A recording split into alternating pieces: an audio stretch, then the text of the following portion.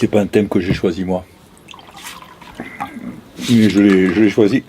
Je l'ai choisi parce que j'ai vu que ça intéressait plein de gens. Parce que moi je suis pas ni gourmet, ni gourmand, mais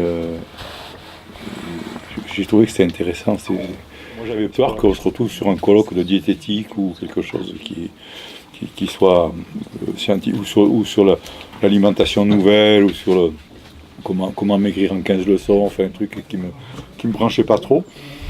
Et je me suis dit quand même que si autant de gens avaient envie de parler de ça, c'est qu'il y avait quelque chose dessous, autre que le seul fait de se nourrir, de nourrir son corps.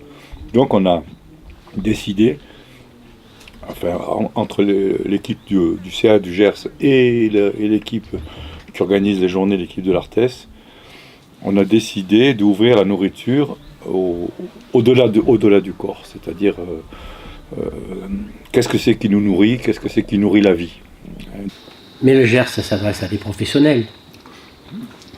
Le Gers, au début, a été créé par des professionnels, par des directeurs d'établissement en 1967, au moment où les premiers CAT, qu'on appelle les ESAT aujourd'hui, ont vu le jour. Ça a été des gens de Lyon, d'Arlier exactement, qui ont eu l'idée de faire se rencontrer les professionnels, pas que les directeurs, mais les professionnels en contact avec les personnes.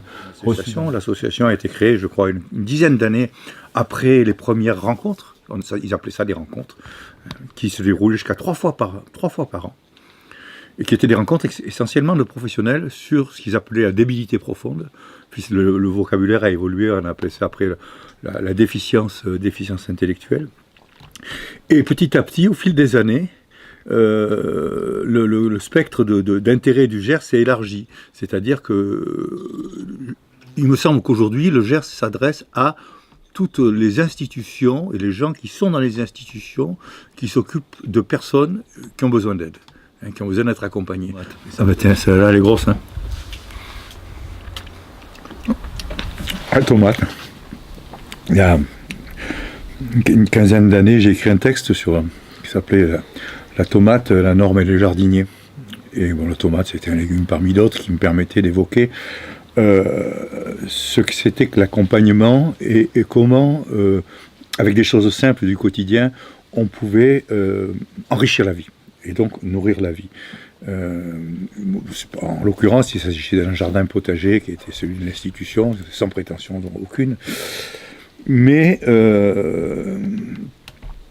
ce qui était important, ce n'était pas les légumes qu'on y cultivait, c'était ce qui se passait autour, c'était ce qui s'échangeait entre les gens, c'était l'histoire que ça racontait, l'histoire que racontaient finalement les allers et retours au jardin, les gens qui venaient au jardin puis qui fichaient le camp, qui rentraient à l'institution, l'angoisse de celui qui disait mais bon sang, pourquoi il est parti, il est tout seul.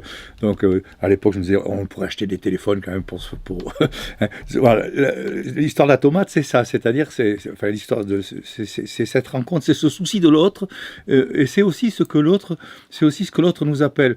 Là, ça fait quelques années qu'il y a des gens que j'ai connus dans l'institution qui disparaissent parce qu'ils sont âgés, parce qu'ils sont malades, parce que c'est leur heure qui est venue. Et à leur disparition, c'est un peu dommage que ce soit cette occurrence-là, mais à leur disparition, je mesure à quel point ces gens-là m'ont apporté. Et je mesure à quel point ce que moi je leur ai apporté était certainement à mon insu, parce que je ne sais pas ce que je leur ai apporté, comme je pense que les professionnels ne savent pas toujours ce qu'ils apportent aux gens dont ils s'occupent, mais ce que je peux mesurer, moi, c'est c'est le nourrissement que ces gens-là m'ont apporté par le partage qu'on a pu faire de la vie ensemble.